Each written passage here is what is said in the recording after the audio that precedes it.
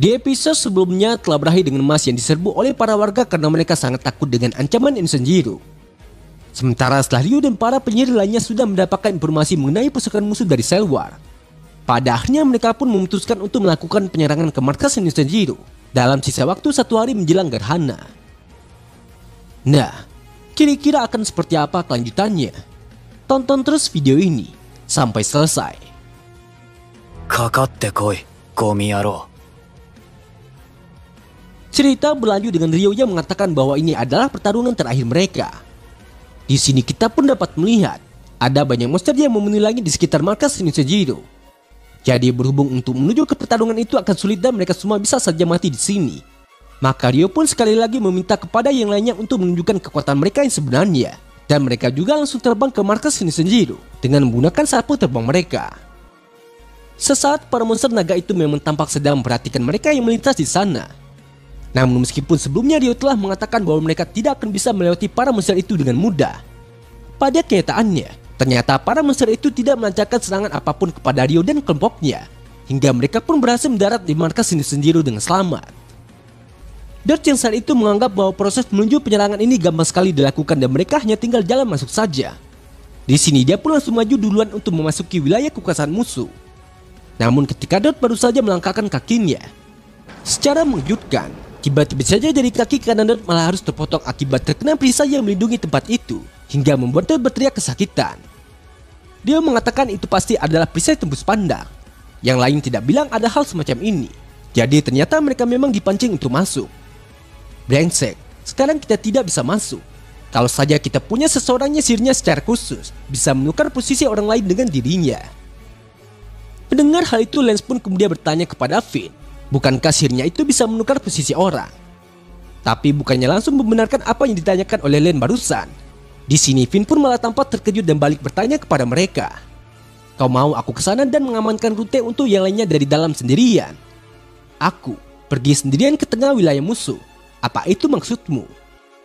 Meskipun awalnya Finn ini memang tampak panik dan sangat ketakutan untuk melakukan hal itu. Namun ketika Finn mendengar Ryo yang mengatakan dia tahu kalau ini adalah tugas yang berat untuk Finn.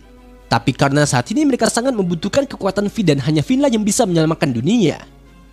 Pada akhirnya, Finn pun sudah tidak punya pilihan lain dan langsung bertukar tempat dengan Goblin yang kebetulan sedang melewati tempat itu. Sampai di sini Finn masih saja berusaha memberitahu kepada yang lainnya bahwa dia tidak bisa melakukannya. Finn bertanya bagaimana kalau dia bertemu seseorang. Ditambah lagi karena dia tidak bisa bertarung, tentu saja dia pasti akan mati. Namun walaupun kedengarannya ucapan Finn itu memang benar adanya, di lain sisi Ortet pun malah menyuruh Finn untuk berhenti mengeluh dan carilah cara agar mereka bisa masuk juga.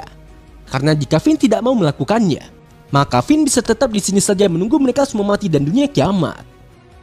Mendengar ucapan Ortet tersebut lagi-lagi Finn pun kembali dibuat tidak punya pilihan lain dan terpaksa menuruti keinginan kelompoknya walaupun dia masih takut sekali.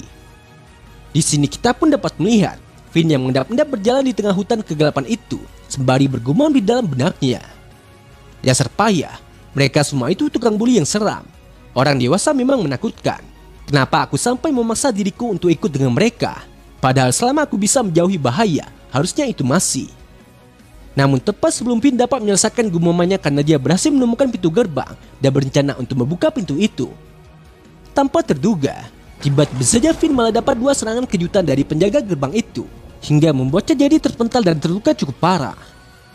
Para penjaga itu kemudian saling berbicara satu sama lain dengan mengatakan, "Sepertinya kita menemukan seseorang, kakak."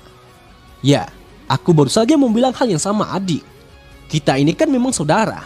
Jadi dengan satu pikiran dan tubuh, bersama-sama kita telah jadi tanpa batas seperti cakrawala. Kami adalah penjaga yang menunggu di dalam gerbang. Kami adalah Andi dan Windy. Bersiaplah menemui ajalmu."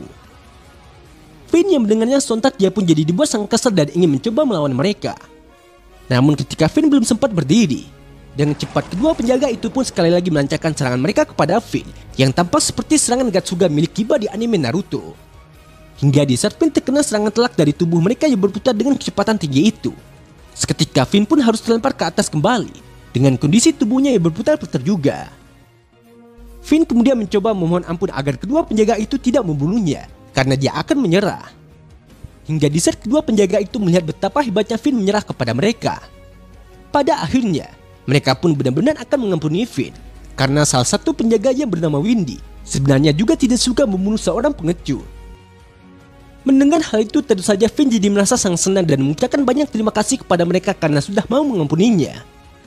Bahkan ketika penjaga Andy menyuruhnya untuk jangan pernah membuat masalah lagi, kalau tidak mereka akan membunuh Finn. Di sini Finn pun sekali lagi mengucapkan terima kasih kepada mereka dan berjanji bahwa dia akan belajar menghargai nyawanya mulai sekarang. Setelah kejadian itu Finn benar-benar pergi dari sana untuk kembali ke tempat kelompoknya. Namun meskipun kali ini dia memang berhasil selamat, pada kenyataannya Finn tetap saja merasa bersalah dan mencoba membenarkan tindakannya saat ini dengan berkata, "Tadi itu hampir saja, tapi setidaknya aku berhasil melakukan salto sujud 4 kali itu. Maaf aku sudah mengecewakan kalian teman-teman, tapi aku tidak akan bisa mengalahkan pasangan menakutkan itu. Maksudku mereka kan ada 2, jadi sudah pasti mereka akan membunuhku. Tak apa, aku akan katakan pada mereka tidak ada jalan masuk lain. Ya begitu saja." Sesaat Finn memang sudah membulatkan tekadnya untuk kembali dan mengatakan alasan itu kepada yang lainnya. Bahkan meskipun saat itu Finn kembali teringat dengan Ryo yang sudah mengandalkannya untuk menyelamatkan dunia, dan juga dengan Mas yang merasa lega punya teman seperti Finn. Sampai di sini Finn tetap saja mencoba membenarkan tindakannya dengan mengatakan bahwa dunia itu memang bagus, tapi apa gunanya kalau dia mati? Lagi pula menurutnya, dia juga tidak akan bisa menang. Lalu di saat Finn teringat dengan ucapan Ryo yang pernah mengatakan, "Ada waktunya kau harus mempertaruhkan nyawamu dan bertarung karena itulah yang membuatmu jadi seorang pria." Di sini Finn pun masih saja bergumam jika dia menangis dan meminta maaf. Mungkin dia bisa memberikan mereka sesuatu seperti permen yang sudah dia bawa sejak tadi. Namun ketika Finn ingin mengambil permen itu dan tidak sengaja malah mengambil foto bersama teman-temannya. Pada akhirnya, Finn pun jadi sadar dengan apa yang dilakukan sekarang setelah teringat kembali dengan kenangan indah bersama Mas, bahwa mereka ingin pergi jalan-jalan bersama lagi, serta ingin lulus bersama Mas. Jadi tidak peduli meskipun dia harus babak belur dan mati terbunuh. Di saat itu juga, Finn pun langsung saja berlari ke tempat penjaga itu lagi untuk bertarung melawan mereka. Tapi sesaat sebelum Finn hampir mencapai kedua penjaga itu, sialnya di sini, ternyata kedua penjaga itu sudah lebih dulu menyadari kedatangan Finn, hingga mereka pun juga langsung melancarkan serangan gak suganya kepada Finn, sembari berkata, "Kami sudah mengampunimu, tapi sekarang hanya kematian yang menunggumu." Mendengar hal itu, Finn pun berniat ingin segera memakai sihirnya untuk menukar sesuatu. Namun di saat Finn baru saja ingin melakukannya, tiba-tiba saja Finn malah dapat serangan susulan yang sangat cepat sekali dari kedua penjaga itu, hingga membuatnya harus terpental lagi dan lagi tanpa bisa melakukan apapun. Penjaga itu kemudian menertawakan Finn sembari mengatakan, "Asal kau tahu kekuatan kami sebenarnya adalah kecepatan, jadi kau tidak akan bisa mengikuti kami." Bahkan meskipun saat itu Finn masih mencoba untuk menyerang mereka dengan sihirnya, lagi-lagi Finn pun malah kembali dikejutkan dengan serangan berikutnya yang datang dari arah belakangnya, hingga membuatnya harus terlempar ke udara dengan kondisinya yang sudah terluka parah. Kedua penjaga itu kembali mengatakan kepada Finn, "Percuma saja mencoba. Jarak pandang manusia paling jauh hanya sampai 100 derajat, dan itu hanya bisa sebentar saja. Kami cukup cepat untuk bisa menghajarmu dari titik buta dalam sekejap. Kau tidak bisa menghindari hal yang tidak bisa kau lihat, dan sihirmu juga tidak akan bisa mengenai kami bersamaan." Namun walaupun apa yang dikatakan oleh kedua penjaga itu kedengarannya memang mustahil bagi Finn untuk menang dari mereka, di sini kita pun dapat melihat Finn yang dengan beraninya menantang kedua penjaga itu untuk maju menghadapinya dan berhentilah mengoceh agar mereka bisa mulai bertarung saja. Setelah mendengar ucapan Finn barusan, kedua penjaga itu memang langsung melancarkan serangan mereka kepada Finn dari arah belakangnya. Tapi berbeda dengan sebelumnya, Finn yang saat itu dapat melihat dari mana arah datangnya serangan mereka. Dengan cepat dia pun langsung melompat untuk menghindari serangan itu, sembari memukul pedang helm yang dipakai oleh penjaga bernama Windy dengan batu.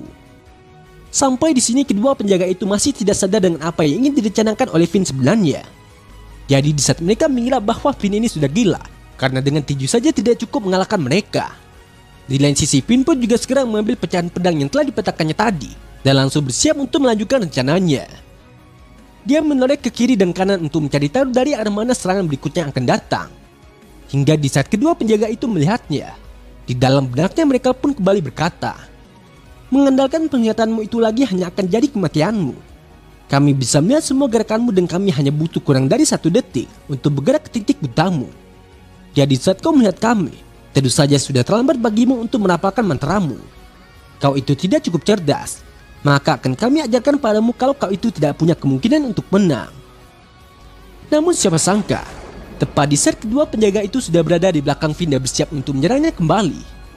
Di saat itu juga, dengan cepat Finn pun juga segera menggunakan mantra cengnya untuk bertukar tempat dengan mereka berdua, hingga membuat kedua penjaga itu saling bertuburkan satu sama lain, dan mereka juga langsung tumbang seketika. Penjaga Windy saat itu melihat Finn memegang pecahan pedang helmnya. Sontak dia pun baru bisa menyadari ternyata tujuan Finn memukulnya dengan batu tadi bukanlah untuk menyerangnya, melainkan hanya untuk memecah sebagian mata pedang helmnya dan memakai pecahan itu sebagai cermin untuk melihat ke titik butanya. Sementara Finn yang saat itu sudah berhasil mengalahkan kedua penjaga tersebut dalam satu serangan saja. Dengan bangganya Finn pun kemudian berkata, "Terkadang harus kau lampaui itu adalah pemikiran kalau kau tidak bisa. Tapi aku akan melampauinya dengan tinjuku." Selanjutnya setelah Finn berhasil mendapatkan kunci gerbang pasca dikalahkannya kedua penjaga tadi, saat itu dia pun langsung saja membuka pintu gerbang itu dengan sekuat tenaganya dan kembali bertemu dengan teman-temannya. Finn kemudian meminta maaf karena sudah membuat mereka cukup lama menunggu. Lalu Len dan Dot pun menjawab, "Murid Eston setidaknya harus mampu melakukan sejauh ini. Kau berhasil, Finn. Aku tahu kalau kau pasti bisa." Mendengar hal itu, Finn pun juga ingin mengucapkan terima kasih kepada Len dan Dot atas pujian tersebut. Tapi sesaat kemudian, tiba-tiba saja Finn ini malah hampir terjatuh akibat luka di tubuhnya yang tampak sangat parah. Untungnya karena Ryo juga segera menopang tubuh Finn sembari memujinya kalau Finn ini sudah bekerja dengan baik. Pada akhirnya Finn pun tidak jadi tumbang berkat bantuan Ryo. Finn merasa dirinya tidak layak untuk mendapat pujian dari Pesanut Suci karena dia tadi juga hampir menyerah dan meninggalkan yang lain demi menyelamatkan dirinya sendiri. Namun alih-alih menyalahkan tindakan Finn tersebut, di sini Ryo pun ternyata malah lebih menyemangatinya dengan berkata, "Kau itu seorang manusia. Tiap manusia pasti akan merasa seperti itu, tapi butuh seorang pria untuk menghadapinya." Finn yang mendengarnya sontak dia pun jadi tampak sangat senang dan kembali mengucapkan terima kasih kepada semuanya. Hingga di saat Ryo melihatnya, di dalam benaknya Ryo pun kembali berkata, "Jujur saja dia bahkan berhasil lebih baik dari dugaanku. Pengaruh Mas Badai pasti sudah menular padanya. Tapi dia juga punya bakat dan keberanian kakaknya. Jadi tidak diragukan lagi dan pasti juga bangga dengannya. Tapi kenapa wajahnya masih saja terlihat kaku seperti biasanya?" Ryo yang menyadari ada yang aneh dengan hal itu, dia pun kemudian bertanya kepada Finn, apa Finn dan kakaknya sudah bertengkar. Lalu sembari menundukkan wajahnya, Finn pun menjawab, "Ya, dia hampir tidak pernah bicara denganku sejak aku masuk Eston. Nilaiku selalu agak buruk dan aku selalu terancam hampir dikeluarkan. Aku yakin dia pasti merasa kecewa dengan adiknya yang gagal ini. Jadi dia tidak berharap banyak dariku. Lagi pula Ren itu sangat berbakat, tidak sepertiku."